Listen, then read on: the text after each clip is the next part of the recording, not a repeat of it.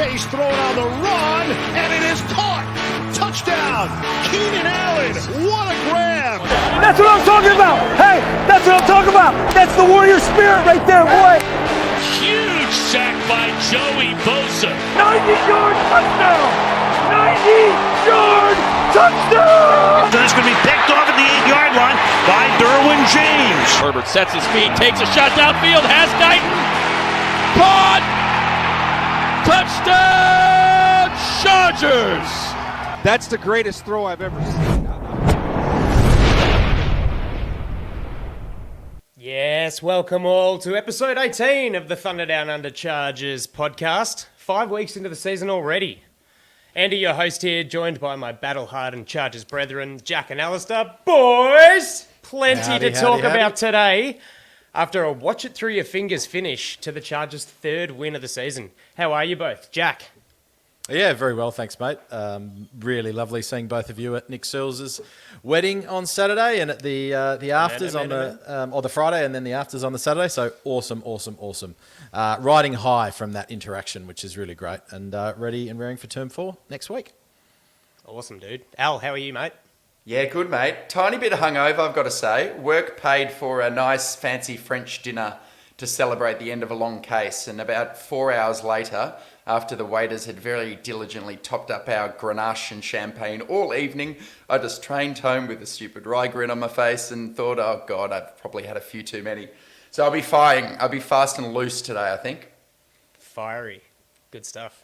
It's always nice to be treated and shown a bit of love by your employees, isn't it? As always, our loyal fans, you beautiful listeners, thank you. If you're new to the show, welcome. Please take the time, guys, to subscribe to the channel through YouTube or your audio podcast platform of choice, or both. Why not? We appreciate you taking the time to listen nonetheless, but those likes and ratings really help us crack the algorithms to expand to more awesome Bolts fans like yourself. So, cheers, we really appreciate it.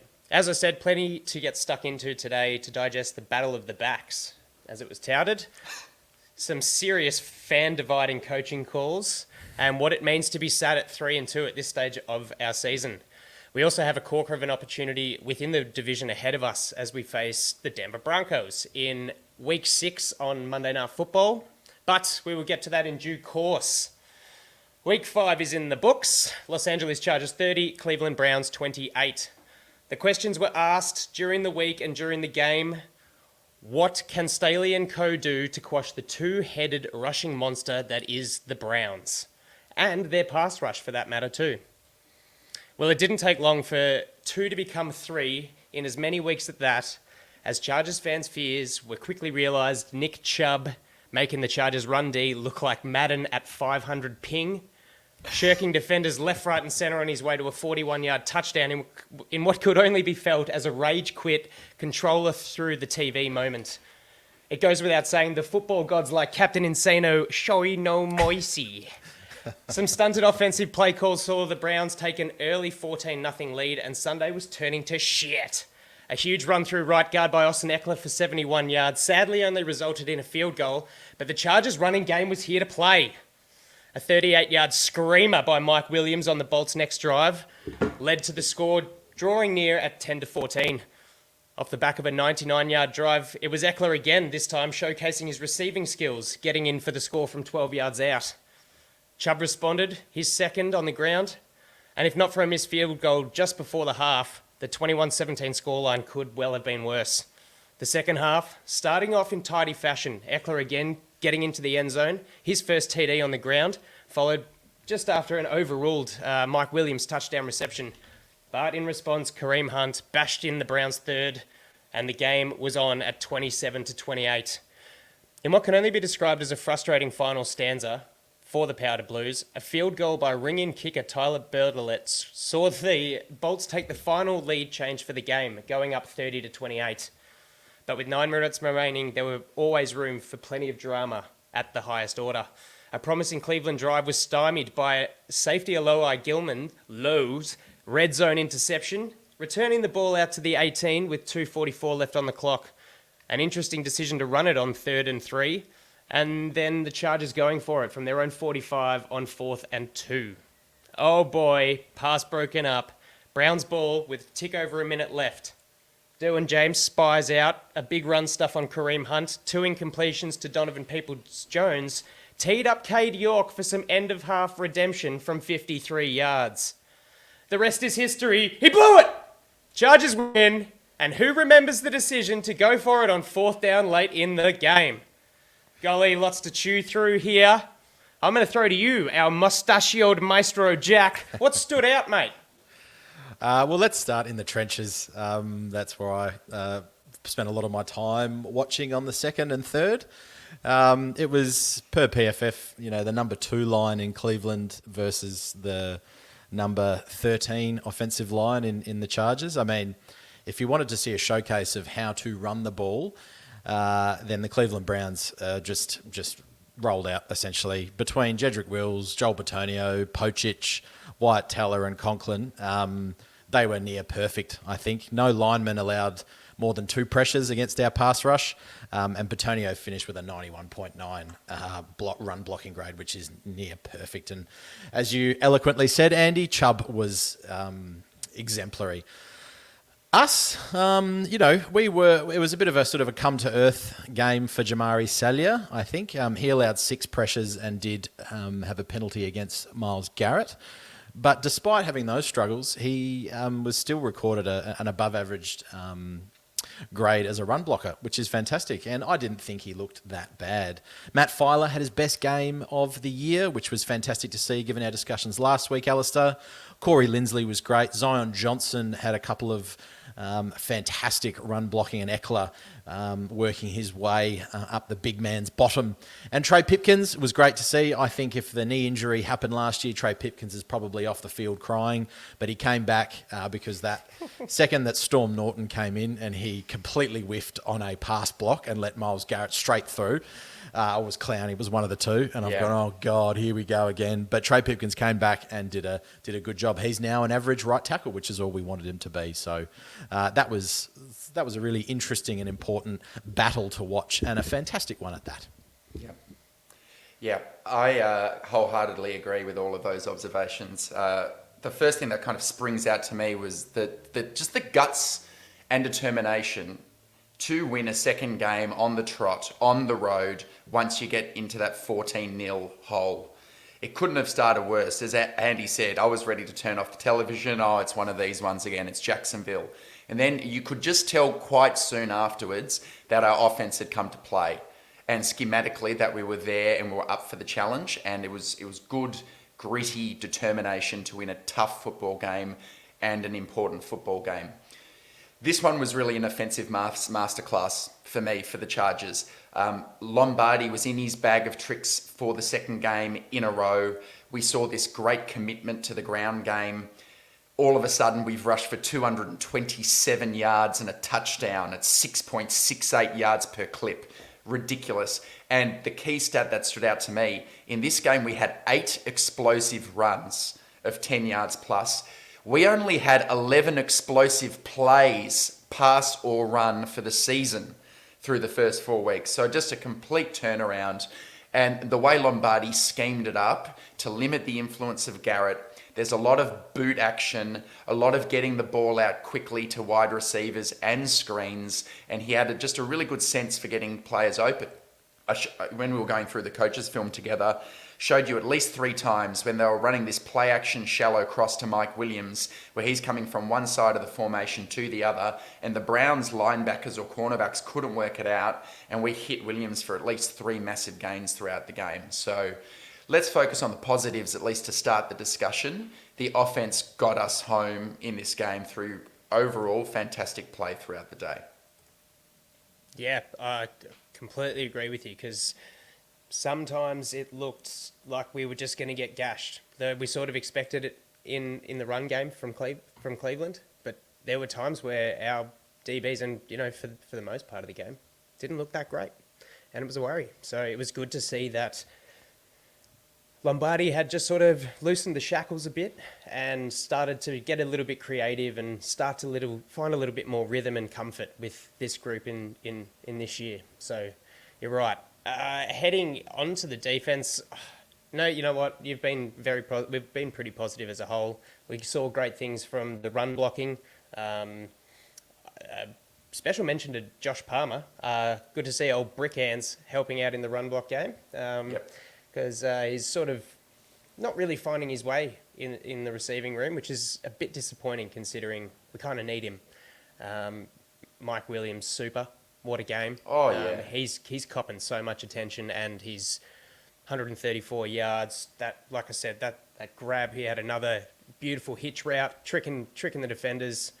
And he's hanging on to the ball. Great to see. McKitty, run blocking, not bad.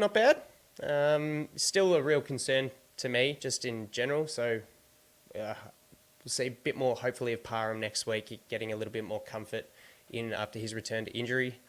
Look, on the negative side of things, I think we could agree that our linebacking group is a real sort of struggle, stomach. Jack, do you want to add anything more to the defense or any kind of negatives that you might have seen or things that we can work through? There's just a couple of other observations, not necessarily negatives. I thought that Gerald Everett a lot of people were criticising him for not having a great game, but him in the pass blocking game was very, very good. Yep. Lombardi schemed the game, I would say, perfectly, and some people might disagree with that, but given the cattle that he had and missing Rayshawn Slater, and missing Keenan Allen, I thought that Herbert seemed to have enough time. Myles Garrett was lining up extremely wide to try and beat Salia with pure speed and athleticism rather than power. Because I must admit, when I saw Garrett go up against Salia in that, maybe just lining up rather than the extreme wide 9 technique, sort of in that 7 or 8, Salia actually did all right once he got his hands on him. But it was just some of those pass rush moves that Garrett was doing from that wide position that really, I think Salia didn't have the speed. So I thought Everett was really good in that. And Eckler and Josh Kelly were great, not only on the ground and running, but also in pass protection as well. So I thought, just to link to what you were saying, Alistair, I think this is easily Lombardi's best game, easily this year. And have faith, because I said it last week, I don't think he's holding the offense back, and he's come through for me this week. So thank you very much, Joe. And let's give some props to Josh Kelly. We've been clamouring for him to get a proper go. And credit to the staff. They heard the fans. Maybe they were listening to podcasts or reading Twitter. And they swapped it around. They gave Kelly 27 snaps and Sony Michel had only 2. And Kelly, look at the guy's core strength. He suddenly has burst and acceleration. I don't really remember him having and strength to break through first contact. He made every carry a winner. I don't expect to see any decrease in his carries moving forward because he's earned every single one. Did you like that split, Andy? Do you think Michelle still has a role to play on this team? Or do you think, let's go with this kind of approach, all Kelly and Eckler? The thought did cross my mind just with regard to, I felt so excited as the late signing into the running back room. I didn't feel comfortable going in with Roundtree. Didn't really know what to expect with Josh Kelly. So Sony Michel, Super Bowl winner. I've seen him do crazy good stuff.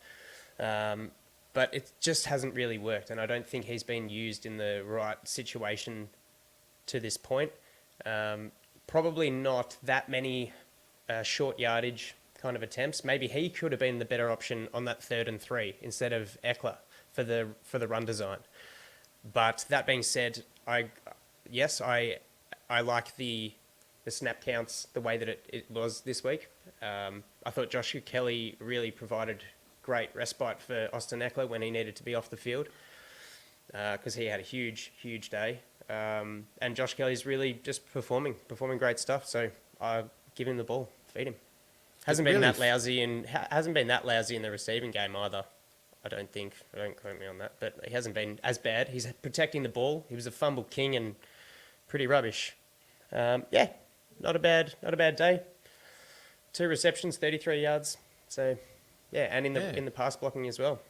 It really feels like the running back room is a very much a strength for this team now. And we were 50-50 on it at the start of the year, but the script is written for Isaiah Spiller to come in at some time if Kelly goes down with an injury or if Ekele is a little bit sore, to come in and be that short yardage back, or just be someone we don't know. Like, is he going to catch it out of the backfield as well? Is he going to be the Josh Kelly type, or is he going to be more of a power runner? So that's something to look at, I think, in that middle of the season when things get really...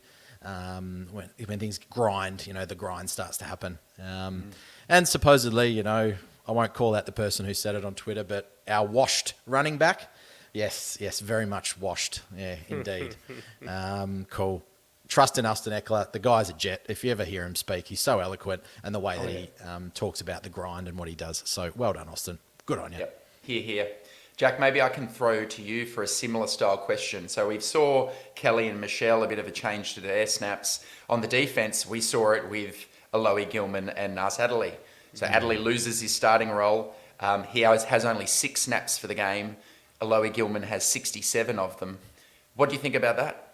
I don't know what's going on in the locker room there. It seems very fishy to me, because Nas was having a really good preseason, it seemed. He was tackling, he was being aggressive.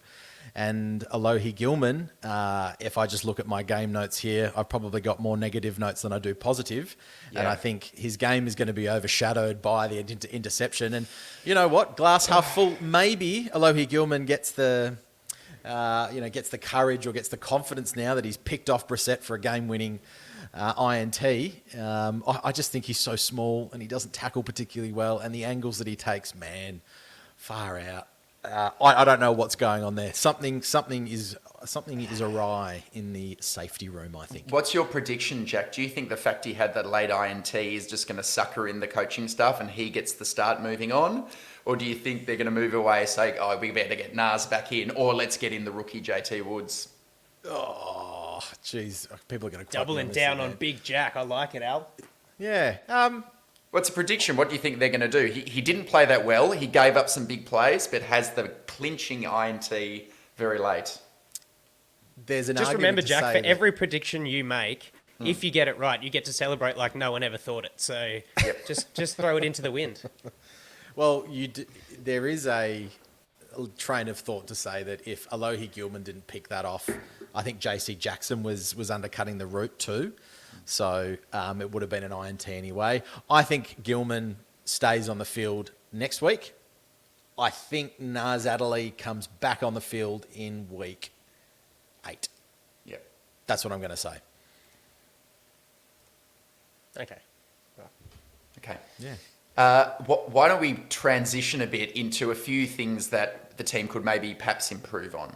Because what stood out to me quite incredibly is it seemed that we lost a lot of the things that I would say that were the key determinants in this matchup, right? Amari Cooper and Njoku both got off the leash. We didn't really get any pressure on Brissett. We really struggled to affect the quarterback. JC Jackson continuing to struggle in pass defense. Couldn't really stop Chubb. Got better at the end, but clearly our goal in the game was not to give up 200 yards rushing.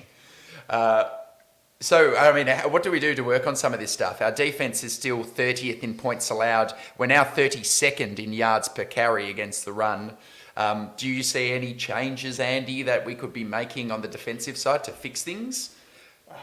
Well, to be fair, from stuff that I've been seeing, common themes. For example, the TD last week on JC Jackson over the middle, Nas blew the post defense.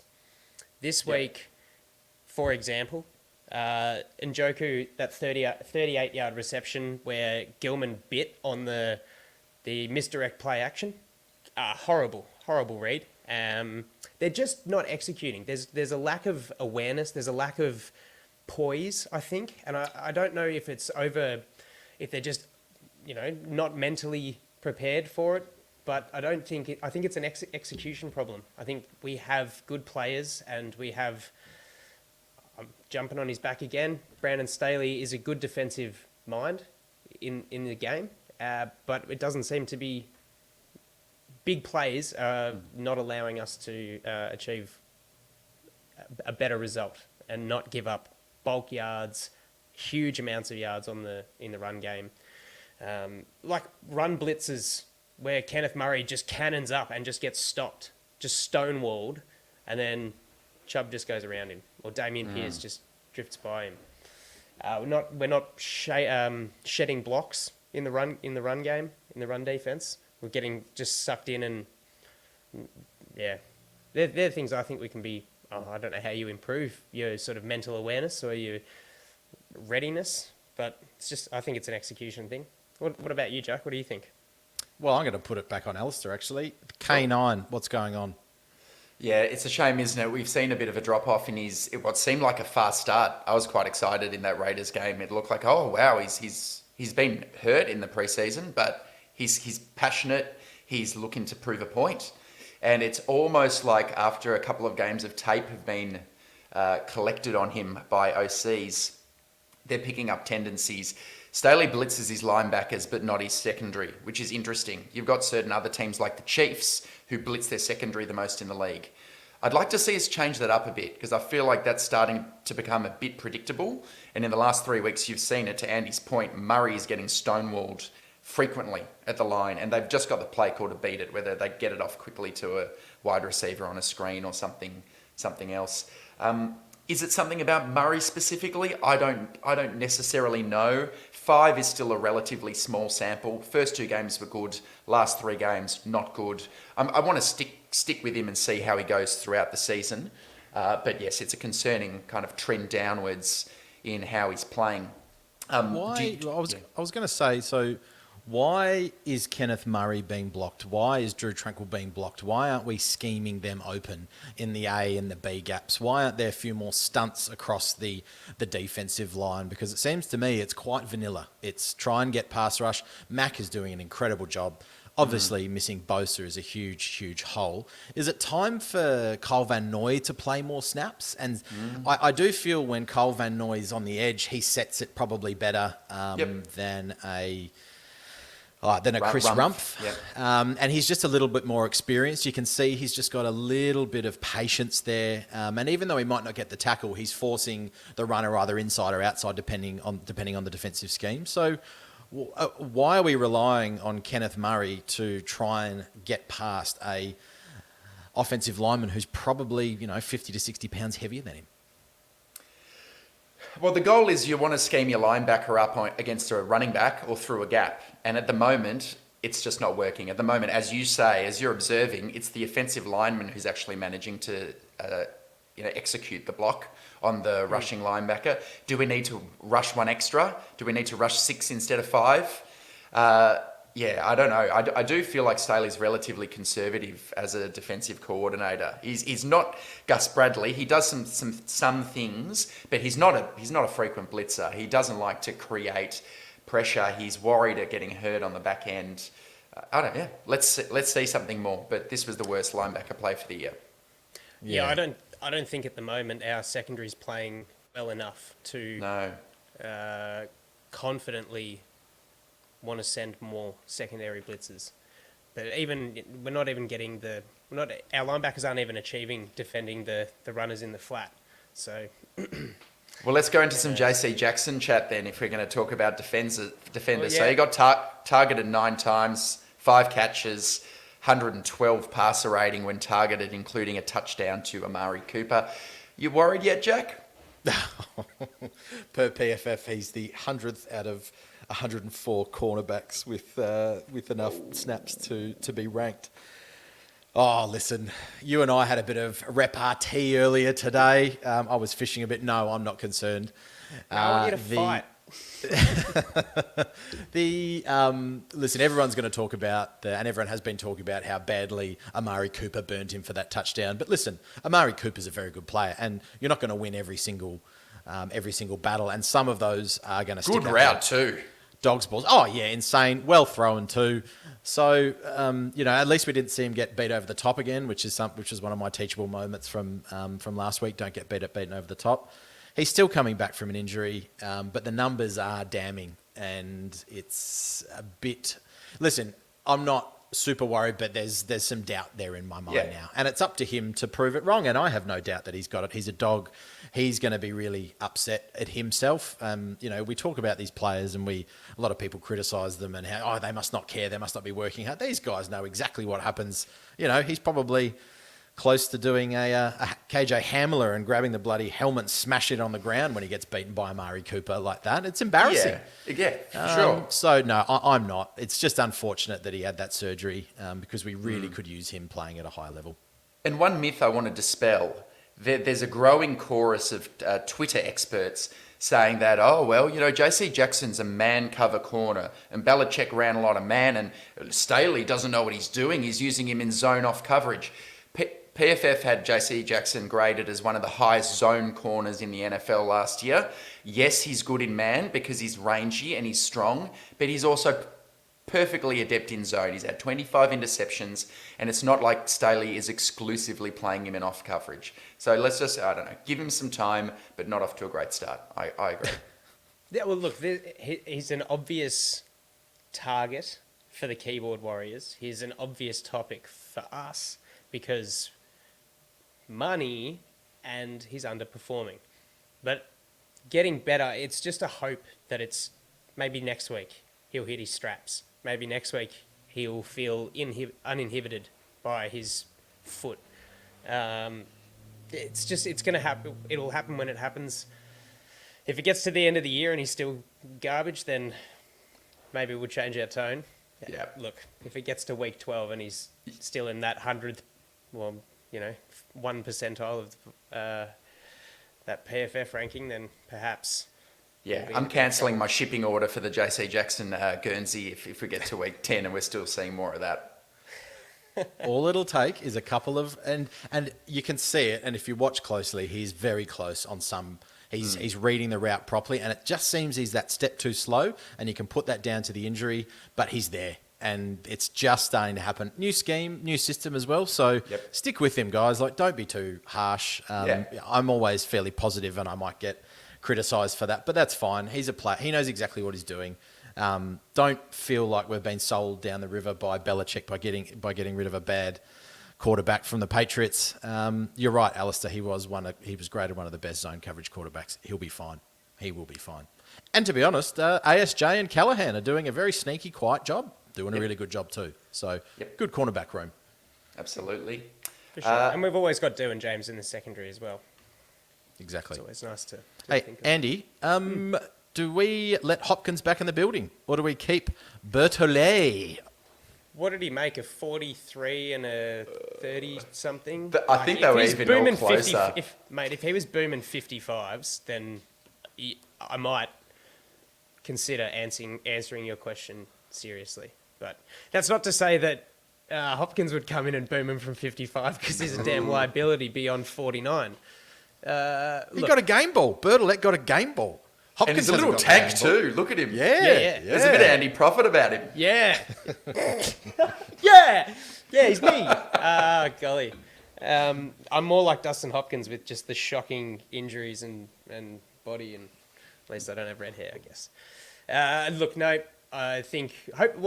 like to see him go again next week if Hopkins isn't right and test him out. I mean, we don't really go for the long field goals because we haven't felt the trust in our kicker, and we back our offense on 4th and Staley's. So, no, I don't think we let him. That's fair. Him back. Or don't let him back in the building. I was going to say, I'll direct this one to you, Alistair. Can we have a plenary on Justin Herbert's performance? Not a great QBR. I thought he was fairly efficient with what he needed to do. Again, he played to the scheme, in my mind, really well. What do we think? My live watch is different to my rewatch on the coach's film. So initially I thought he was, maybe he played an average Herbert game. And I thought I missed a few opportunities, didn't seem to make too many big plays and room for improvement. But then on the rewatch on the coach's film, I thought mostly he did his job. He got it out quickly, identified where pressure was coming from, avoids pressure so well. Just a couple of things to continue to work on, though. In the red area, we are struggling as a football team at the moment. I think I had the stat. I'll find it eventually, but it's not going too well. We don't have the separation magician. That is, he's a big guy exactly. to take a body. But we did miss an opportunity. So I found it now. We're 11 touchdowns from 21 attempts in the red zone, which is 52.4%, ranked 22nd in the league. Yeah. And there was a missed opportunity to hit McKitty in the end zone that looked like just a missed throw from Herbert. And even, I'm sure we'll break this down soon, listeners. Don't worry, we're getting to the fourth down. I've got a bit of a role play plan for that. But Herbert, on that fourth down play, he did something that looked very close to forcing a ball. I'm not sure if Rivers in his prime does that. If there's multiple progressions on that play, that was a straight there and Mike's not open and he's just thrown it into Emerson. So a couple things to work on. Not the best Herbert game, but you know what? Didn't turn the ball over. Big part of winning it. Yeah. Didn't turn the ball over, looked confident, and there's always those moments of brilliance, and that one where he fakes out, was it Clowney or Garrett to jump in the air? Oh, and just goes, how "Boop," good was that? and How he just good goes, was "Boop," that? and you go, that's just Justin Herbert doing Justin Herbert things, but that was incredible. And some of the calmness to get it off to screens to Kelly and Eckler when you've got huge men coming at you with broken rib cage. Yeah, And he scrambled. fantastic. That makes you think did. maybe he's feeling a bit better. Agreed. Yep. Yeah. So yeah, you're right. Not an incredible game, but you know, if that's the baseline Justin Herbert we get for a quiet, not a very good game, then hey, serve him up. I'll eat it all day. Really weird stat. It was the lowest average depth of target for the season, 5.5. There you And go. that's 0 big time throws for Herbert. I saw that per 0 Herbert. big time. Yet we feel like the offense did fantastically. So if you're one of those people who screams about average depth of target, like, has anyone checked to see if your Mannings or Brady's, when they're the best in the league, actually have a high average depth of target? Does that mean you're good if you push the ball down the field all the time? It's one way to play the game. This week we were really low on our ADOT, but probably had our best defensive performance of the year. So let's focus on that stuff. Tend to look more at things like completions as an efficiency-based metric. One thing I want to touch on before you get into your little role play, Al. Donald Parham returned. Jack, I'll throw this to you, but I'll get there. He cut a bit into the playing time of Gerald Everett. Interesting stat. The Chargers used more 2 tight end sets, running a season-high 20 in 12 personnel, compared to a season-low 39 snaps from 11 personnel. Obviously, he was eased into action. The 3 tight ends combined 1 catch, 5 yards. What do you see with Jack relative to the sort of different personnel and an increase as Parham gets back into things? What do you see for the snaps of Gerald Everett and Trey McKitty and their presence in the passing game? Well, listen, I think McKitty will slowly eke out to the 3rd, maybe even to the 4th, and not see much at all. Unfortunately, he's sort of not developing in the way that you'd hope. I think listen, it wasn't a huge day for the tight ends, but we have talked about how productive Gerald Everett has been. He did drop 1. It was a pretty tough catch. So I'm not going to put that on him. I don't even think it got counted as a drop. I think it was a PBU or something. People saw it hit his hand, so it's a drop, and I went, "Oh, that was a tough one." Yeah. And as he was dirty about it as well. Big ground. He was, slap. yeah. And that some people have also said, "Oh, we're not targeting him in the red zone after that mistake against Kansas City as well." I'd hope that we don't hold grudges and our coaches don't hold grudges like that, because that's just silly. But yeah, I think the lack of production we saw from the tight ends equated to the production on the ground and the fact that we were able to get the ball out really quickly from Justin. So I'm not too concerned about the lack of, involvement from Parham. He's coming back off a pretty serious injury. No, not the lack of involvement, but what his increased snap count will do to the others, to Gerald Everett in particular. Oh, I think Gerald Everett will... Gerald Everett doesn't get a huge amount of snaps. Well, he does, actually. I shouldn't say that. He does. I don't think it'll affect it too much. I think Parham's a red zone weapon, a situational weapon as well. Yep. I think you put Keenan back, you put Michael Bandy, hopefully he gets another run. You get these receiving weapons. Parham's good for maybe 3 catches a game, if 2, and a touchdown. Whereas Everett, I think, will be up in that maybe 7 to 8 targets and maybe 5 catches a game. So, yeah, I think the only person it's going to affect is our friend Trey. Right on. Well answered. All right, Al, what have you got for us? Yeah, all right, let's do a bit of a role play here. For the listeners, my dad is a professor of statistics at a university and teaches an MBA course. So he teaches execs of big companies how to use data to make decisions. And one of the key things he's always teaching his class is that humans were affected by negativity bias. It's hardwired into our evolution. And what it means is... Chargers fans as well. Oh, yeah. It means we feel pain and losses hurt us more than we enjoy wins and victories. And evolutionary speaking, it's actually quite important because we're mortal. You make one mistake, you die out in the savannah, you lose a leg. We need to be attuned to being particularly alert and attentive to loss. And that feeds into how we view games like this. And it actually warps our perception of moments because we worry about the failure more than we sit and rationalize objectively about what we should do. So here's the role play.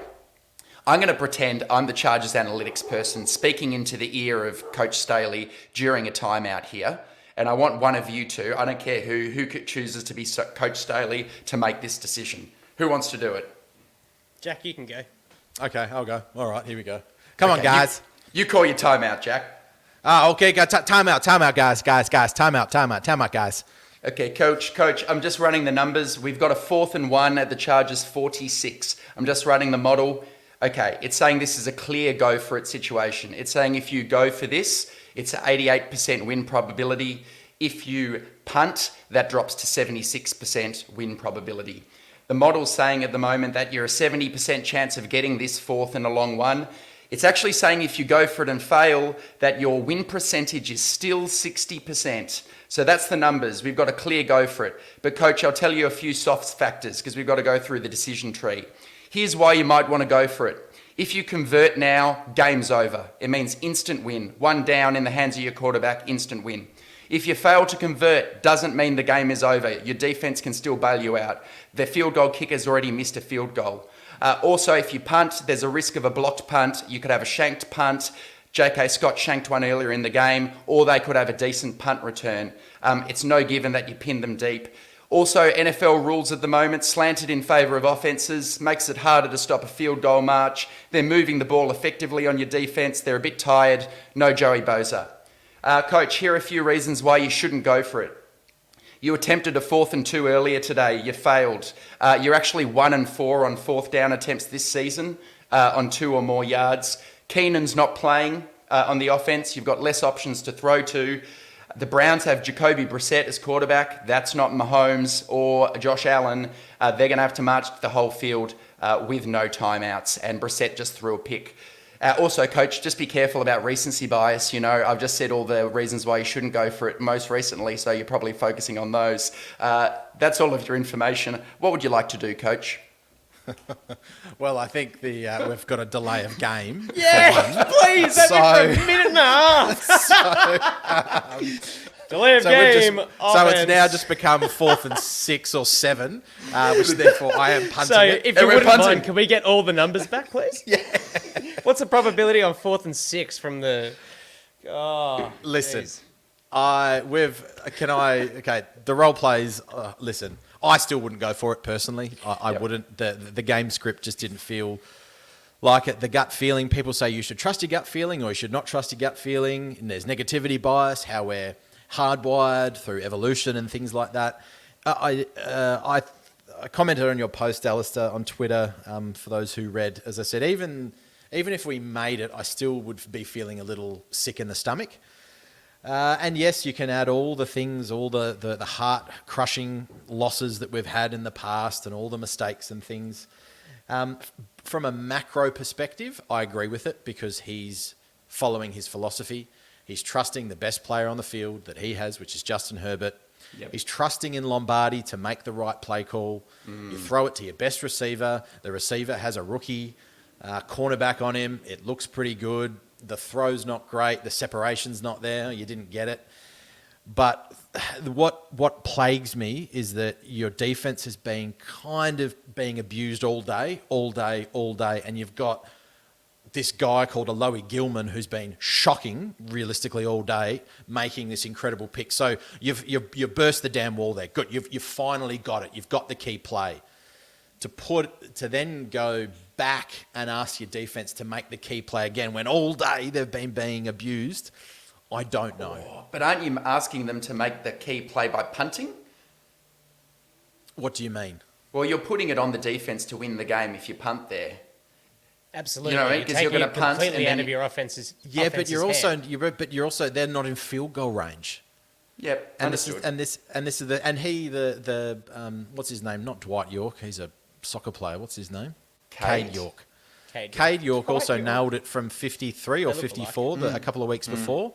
So it was not necessarily. Yes, he shanked the first one. I don't know. It just didn't. I went through like this high of like, oh my god, we're going to win, and then it's like, Yeah. I think lost that. it. I think the last thing on my notes, and the last thing is, oh my god, ellipses, ... It didn't come back to bite Brandon Staley this time. Ooh. People will go yes and no. People are going to be questioning him. The tweet from Keenan Allen is a bit weird, Yeah. but he's an emotional player. At least he's invested. At least he's sitting there actually doing something. So no, I still wouldn't go for it. Okay. But we won. Say la vie. For what it's worth, I wouldn't have gone for it either. But the point of that exercise, listeners, I hope it shows that because it really was analytically, it was a go for it situation. I hope that exercise showed that maybe it's not an egregious decision. You can at least see the thinking behind 2 yards is all we need. Trust Justin Herbert. Here are the reasons why. Let's go. And I don't need to agree with Staley, but I can at least understand why he's adopted that approach. I'd like to see more consistency, though. This year he seems to be a bit all over the shop, right? Against Kansas City, where were the 4th down attempts when we could have done it? But, yeah, that was a fun little game. That was good. Nice one. Shall we move on to the Broncos, or have we got? Yeah. Oh, let's Or actually. we've got some Jack's yes. done- Yes, yeah, we got a bit of that. Yeah, Jack's sort of given a bit of his teachable moment, improving on the don't get beaten over the top. I'll do the yeah award for the play of the day. Or I'm going to just go the player of the day.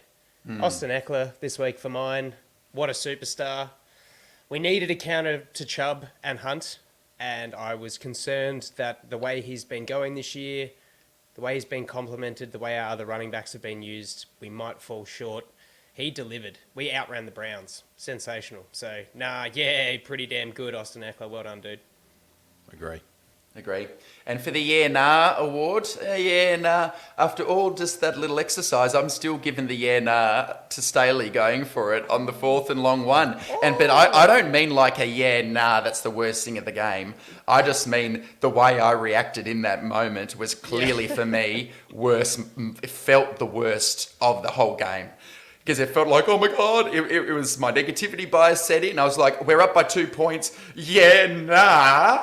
Nah, don't do this. My heart rate immediately goes up to 200 and you sit there just praying desperately that you don't lose the game. And we best mention Asante Samuel Jr., you little bloody champion. You got targeted deep, and all year, all career so far, you give away PI there because you get grabby and don't turn around your head.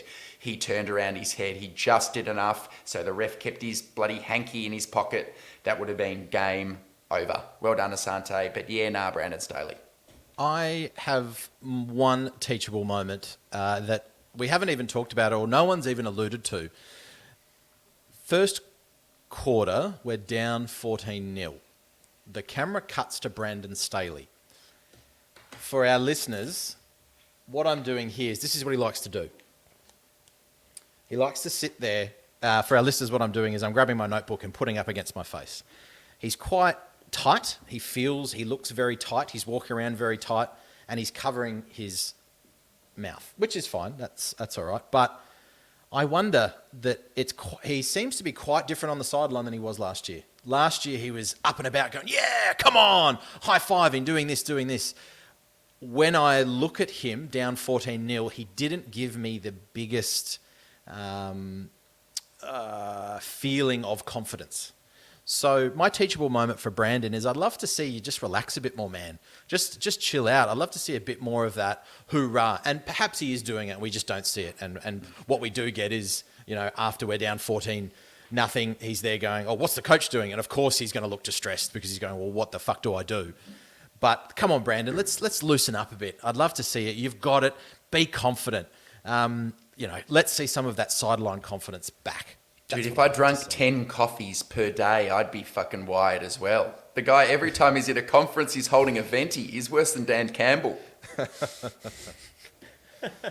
So lead from the front, Brandon. I think you can do that. You're a wonderful leader and a wonderful speaker. But yeah, that's something that stuck out to me. Yep. Nice. Cool. Just keep up the positivity. I like it. All right, let's move on to the Week 6 matchup with the Denver Broncos. Chargers injury news coming out. Keenan Allen still appears to be day-to-day. He was at practice yesterday, our time, doing individuals. It's good to see him. I think he was doing some sprint work as well, so fingers crossed it's all positive that comes out of that. Probably don't expect him to suit up this week, but who knows? Could happen. Trey Pipkins sprained his MCL, the medial ligament in your knee. He sat out a few snaps, returned like a warrior that I never expected to see, which was great. He rested yesterday and today, and he will practice later in the week to suit up. Not too much else. Everything else seems to be trending well. Look, I actually really enjoyed to see a little bit of smugness out of Brandon Staley in his press conference. A little bit of cheek. So maybe the timing of your snapshot of him looking concerned was because they were up at the Chargers were down 14 points. And I'm not gonna lie to you, I ain't high-fiving shit when I'm down 2 touchdowns. I'm going, what's going on here, and how can I fix it now? So at least he's a man at work. At least he doesn't have his head up in the air. At least he's not scratching his head or looking like he doesn't have a possible answer. And they came back and won. Exactly. Yeah, exactly. He's working, man. Let him cook. Good chat from Derwin James, respecting the Broncos. Russell Wilson. Interesting. I don't want to delve too much into Broncos presses, but golly, Nathaniel Hackett just, I don't know, doesn't seem like he suits a head coaching role. Morning, y'all. Oh, from the south, are you, bro? Cool. Yeah, born in California. Yeah, South California. Oh, golly. Unless there's anything from you two on anything that's come this week from the Chargers, Jack, we might go into the Broncos' recent matchup in the most boring game of Thursday night football history. Yeah, Holy smokes. That was vomitous. Dog's breakfast, everything you can think about. That's actually having shitty undies. That's how bad it was. I think Stephon Gilmore, who had a great game, by the way, I think he remarked that it was a slog of a game. That was verbatim. The game featured 7 field goals, 12 punts, 25 third down stops, 4 interceptions, and 6 fumbles, none of which were recovered by an otherwise disruptive defenses. So, hell of a game. The Broncos the Broncos decided against a tying chip shot field goal by Brandon McManus, or even a first down play on 4th and less and a yard from the 5, and Wilson lined up in the shotgun next to running back Melvin Gordon, then threw incomplete over the middle. I think the biggest one was, I alluded to it before, was KJ Hamler, who was wide open for a play to win, who tore off his helmet and slammed it on the ground after Wilson's final pass was batted away. More of it. It was good to see. Dalton Risner said that there's going to be a bunch of what ifs. You know what? If we score that touchdown, everyone thinks it's the best call in the world. Wilson was sacked 4 times, picked off twice. His 4 TD throws through 5 games this year marks the worst start of his 11-year career, and hasn't looked anything like the Broncos expect him after giving him almost $250 million. Danger Witch. Mr. Limited. Mr. Limited. Got to be limited, guys. Russell Wilson went on to say that it's very simple. At the end of the day, I got to be better. I got to play better. I let the team down tonight. One thing I know about myself, I'm going to respond. Hey, Broncos country, let's ride. Is there something wrong with the man's brain? Like his grey matter? He's actually ended a losing press conference when he's just ruined the game for everyone with Broncos country. Let's ride. And he's walked away from the microphone. Yeah, like he was being asked to leave, and he's like, bye. Not well. That's not Wrong with normal. this guy. But just to finish off that game, Stephon Gilmore. Sorry, not Stephon. Stephon Gilmore played great, but we're not playing Indiana. We've already played them. No, we haven't. The Broncos they lost two starting defenders before half time. Josie Jewell and Ronald Darby.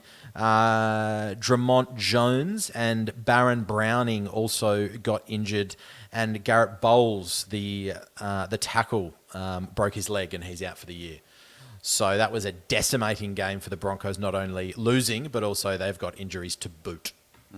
Including Russell, I've got to say. Apparently he's got a strained latissimus dorsi. Eating Talk to too many us, Subways, that's why. On his throwing shoulder. Yeah. Who knows what the severity of it is. Apparently the Broncos are going to do everything they can to make him right, but it doesn't sound like he's right, and he hasn't been right before he did the injury, so I guess that's sort of promising. But look, at the end of the day, we've just got to go out and execute and win it. And they might get back from lose it. IR Justin Simmons this week, Yeah. Greg Dulcich, and Michael Ojemudia, the corner. So Simmons is the annoying one. He really makes them run. It's not like the defense needs more help, as we'll get to in a sec. Yeah, but yeah, for sure. All right. Al, if you've done with that, Jack, let's go on to the Broncos' strengths and the potential threats for the Chargers. It's pretty obvious, isn't it? Their defense. The defense is fourth in points allowed, first in pass yards allowed, 15th at rush yards. So middling, everything else, damn good. I challenged Chubb and Randy Gregory to lift during our opponent series. Well, Chubb's had 5.5 sacks. Randy Gregory's had 2, but he's applying a lot of pressure. They've really answered the call. And DJ Jones, their pickup from San Francisco's, looks really good too.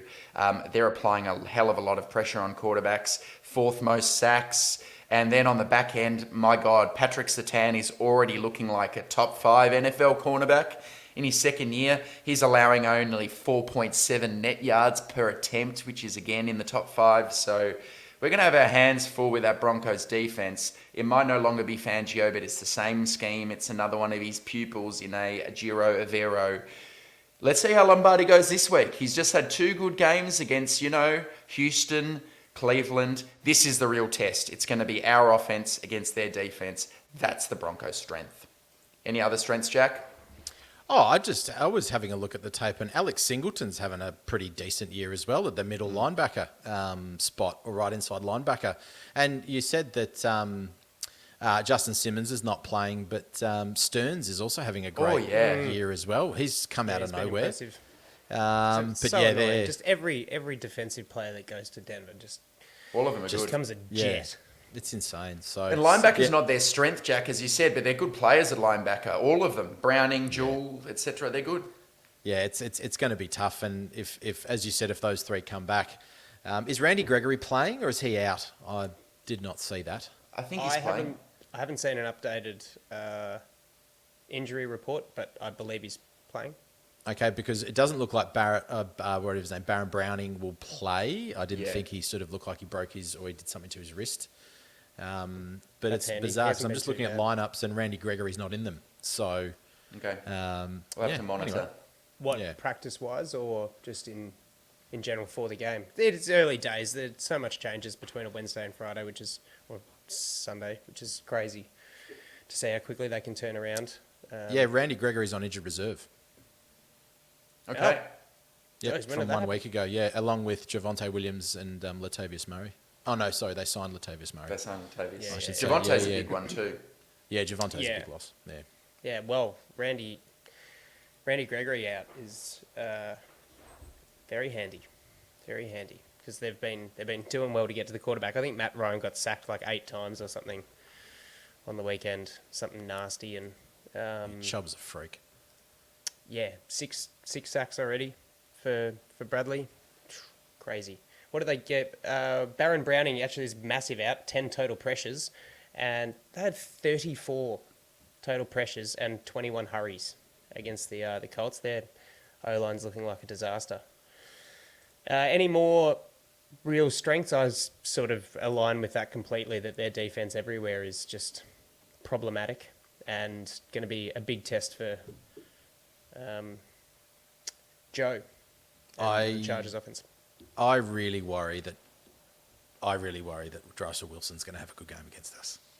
I have this sick feeling that he's going to come out and say, "Hey, I'm actually not that bad," and throw 5 touchdowns against us or something. I have this sick feeling, and there's going to be egg on our faces for making fun of him, and he's going to be in SoFi Stadium at a press conference and just walk up and go, "Hey Broncos, let's ride,"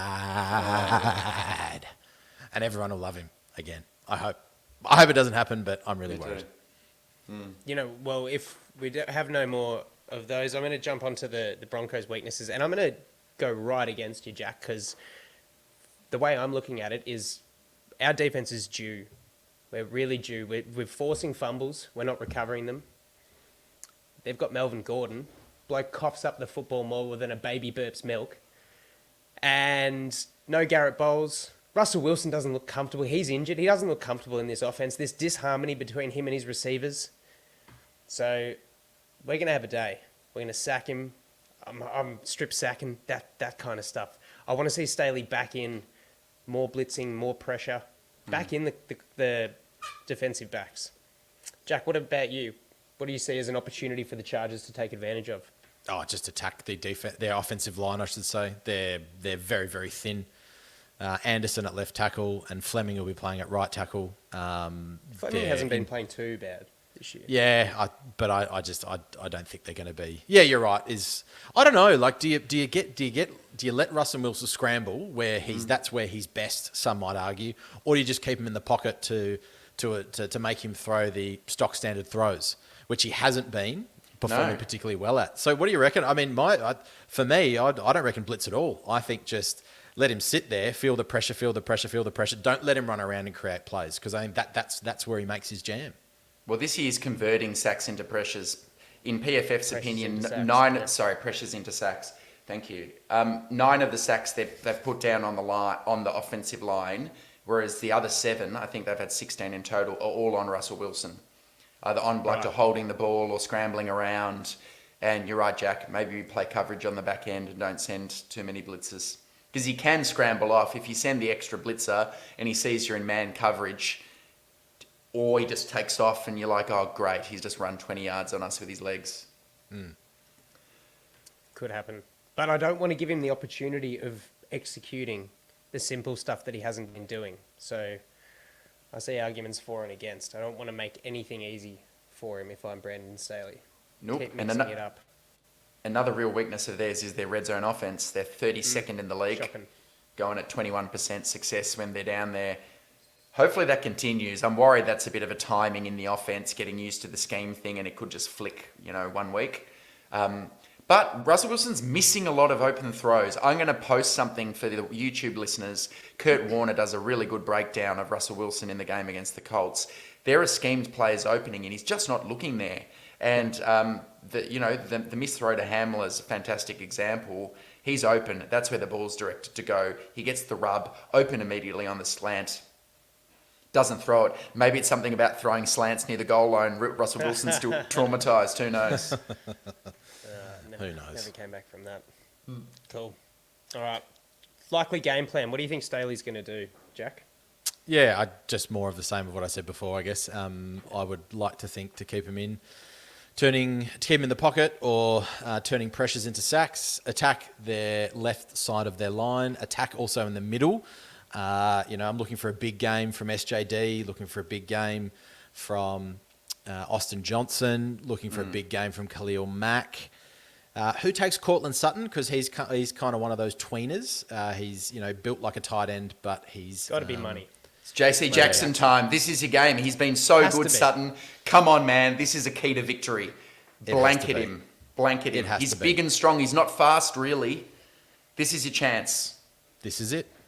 So let's go. And Jerry Jeudy, he has speed, but he hasn't been playing particularly well.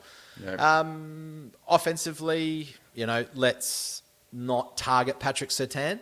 Let's not throw it deep over the middle. Let's economise the running game again. Let's go. Yep. Let's get Eckler and Kelly involved. Do it. Short little dump offs. Let's go. Yep. So much talk this week about not wanting to just be known as a passing offense and the importance of balancing the offense. And it will continue to grow when you can have a defense that is needing to prepare for your running game because of how well you commit to it and how well you scheme it. It's just going to make life so much easier for Justin Herbert and hopefully, more of a complementary kind of run to pass ratio than being too outweighed. Will make life so much easier when the likes of Keenan Allen returns. For mine, look, I do disagree with you guys about how we, lock down Wilson or force Wilson into errors. Mm-hmm. But big one for me was just make sure we commit to the run game. It worked out beautifully last week, and I think it's just going to get better and better. Absolute key to victory, and also attack their rookie corner, Damari Mathis, because Ronald Darby's out. So I'm looking at Josh Palmer or DeAndre Carter to pick up the slack. Mike Williams is going to have his hands full on Patrick Surtain. They might have blanket coverage. If we can run the ball even close to how we did against Cleveland and have a second receiver come up, that's going to be a key to victory. Before I forget, we actually got a request from Kev, who really wanted to hear us talk about this Russell Wilson contract. And we're only 5 weeks in, but Kev had basically said, look, what are your thoughts, guys, on the Russell Wilson extension? The Broncos have given him a 5-year extension to his already 2-year deal for $250 million. Basically, they can't get out of that deal until the end of 2026, when he'll be 38 years old. Because they're signed through to the end of 2028, and the cap hits they're still there for the next 4 years after this year. Jack, do you think the Broncos have gone for glory? They gave a long-term deal to Wilson instead of going the draft route. Have they cooked it? No, I don't think they have. It pains me to say it. I mean, Russell Wilson, for his whole career since 2012, has been an elite quarterback. Naturally, changing teams, changing schemes, I think there was always going to be something to go awry. No, I don't think they have. I think he will still finish this year with some elite games. No, I don't think they have. They'll be fine. It pains me to say. I don't think he's going to be Russell Wilson maybe of 3 to 4 years ago when he's had his last, per PFF, since 2018, 88.9, 91.9, 90.5, and then 2021 was 73.9. So you could say that there's a bit of a regression occurring, but it's natural in a long career to have perhaps a year like this. And I wouldn't be surprised if he finishes the year, if he plays, if he doesn't get too hurt, that he finishes above average. No. Do you have something to add on that, Andy, your perspective? Yeah, I think one thing you're leaving out, you're resting a lot of this win in the trade and the deal on Russell Wilson's success and returning to some kind of form once he gets over growing pains. What you're missing is what they gave up in the deal in terms of future picks and the cap hit that is just going to continue for the next 6 to 7 years. Have they cooked it? Well, you'd need to see a ring or two, wouldn't you? You'd need to see a Lombardi or two when you're paying a guy $250 million. You need to, and they're gonna have defensive players, defensive stars that they're gonna need to pay. I think you're just selling it a little short. I don't know if they've cooked it, but it's not something that I would have gone near. I think they're lazy. They do this a lot with quarterbacks. Peyton Manning, that worked. They didn't. Peyton Manning's pay him different, though. Yeah. Well, he's a different personality as well. I don't think Russell Wilson's particularly well liked as a guy to go and play with. If you get what I'm saying, great twat. Brady's one of those guys. Peyton Manning was one of those guys. People aren't going to be going, you know what? I'll take on the a field. cheap deal. Yeah. Kyle Brandt made an play for amazing Denver. point. Kyle Brandt's point was sensational in that blow up, which was delightful on Good Morning Football, where he said you've either got to be an awesome guy in the locker room and decent on the field, or you've got to be absolutely exceptional on the field. And if he's not the former, then he's got to get back to as good as he was, because KJ Hamler dummy spit looked awful I would be packing my Dax as a Chargers fan if I saw DeAndre Carter spit the dummy like that. Only 2 catches for 9 yards. He saw a reduction in playing time on the weekend. But I don't know. You talk about coaches losing the locker room. I think the quarterback's already lost his locker room. And that's it's a bad place to be for the next 7 years. All I'll say, Kev, from my perspective is the draft is a bit of a crapshoot.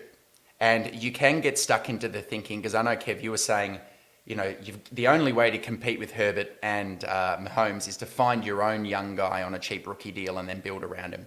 Well, a lot of teams have tried to do that, and you end up stuck like the Browns or the Jets. Drafting high, you miss. You draft high, you miss. There is this Rams approach where you give away the picks and you get a known commodity. The question is, will a short, aging Russell Wilson age gracefully? When we know he's not great at throwing the ball over the middle because he can't see or reach over those linemen. He likes to attack deep and scramble around. Is a player like that going to age gracefully when he's already 34? That's the big question mark. Certainly hope they've cooked it. Hate their guts. And he's also got injury history too. Especially, it seems to be getting worse as he gets older.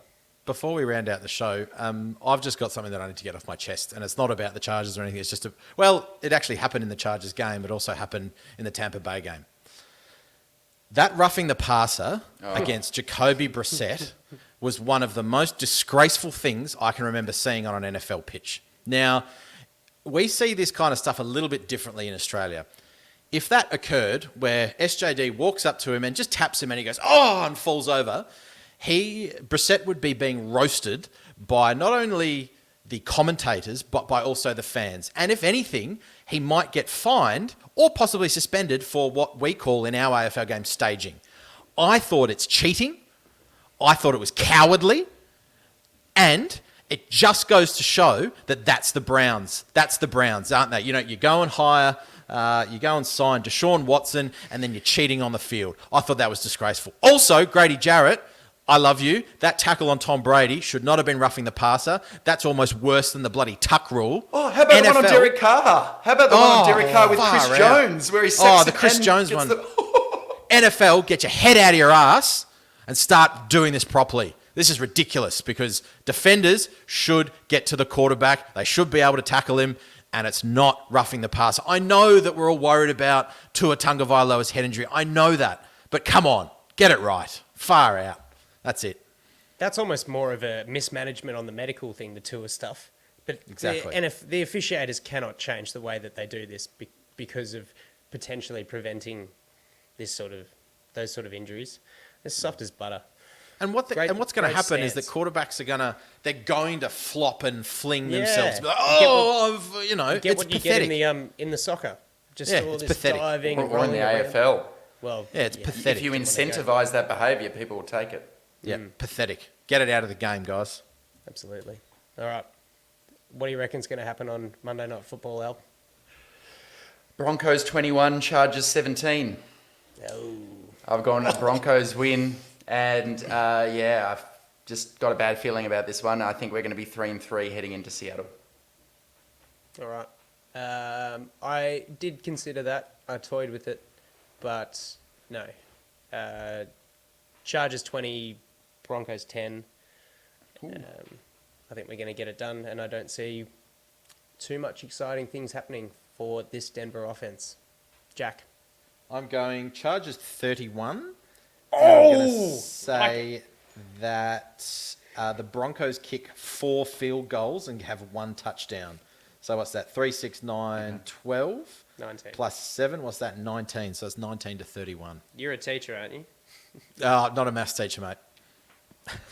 All right. I was about to get the challenge flag out and then realise it's a score prediction. You can't challenge that. But God, if we put 31 on that defence, the next show will be hella fun. Oh, yeah, baby. Yeah. We might actually have to record on a Friday night so we can get lit. Well, lots to look forward to. Big game, divisional game. Chargers need to go 4-2. Got to beat the Broncos at home because I'm fearful that the return, once the Broncos are, a little bit more meshing, we might not win that one in Mile High. We'll see how things go. They may never mesh. It's been awesome talking all kinds of fun stuff. Positives, negatives out of the last game, what we can expect this week. Thanks for joining us, listeners. We look forward to, hopefully, chatting another Chargers win after Monday Night Football. Until then, take it easy. We'll see you next time on the Thunder Down Under. See you later. Go Bolts.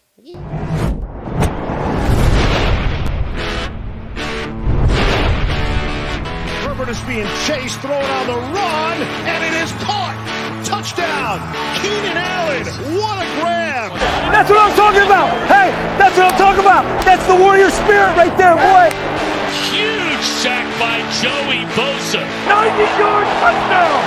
90-yard touchdown. That's going to be picked off at the 8-yard line by Derwin James. Herbert sets his feet, takes a shot downfield, has Guyton. Caught! Touchdown, Chargers! That's the greatest throw I've ever seen.